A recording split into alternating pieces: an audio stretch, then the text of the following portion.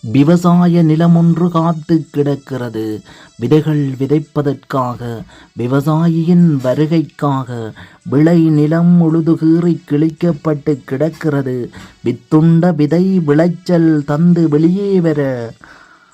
காலபோக பயிர் செய்கையும் காலம் கடந்து போனால் விளைச்சல் குன்றித்தான் போகும்.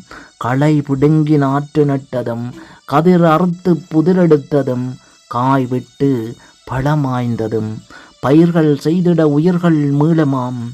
பாறை நீரிலும் பயிர்கள் வளருமாம். பண்படுத்திய மண்ணிலே பசலைகள் பாசன முறையில் தூவனம் செய்யுமாம். நெல்லுக்கு மணியும் சொல்லுக்கு பணியும், புல்லுக்கு புதரும் எள்ளுக்கு கொள்ளுமாய் ஏங்குதே விவசாயி அவன் உள்ளம்.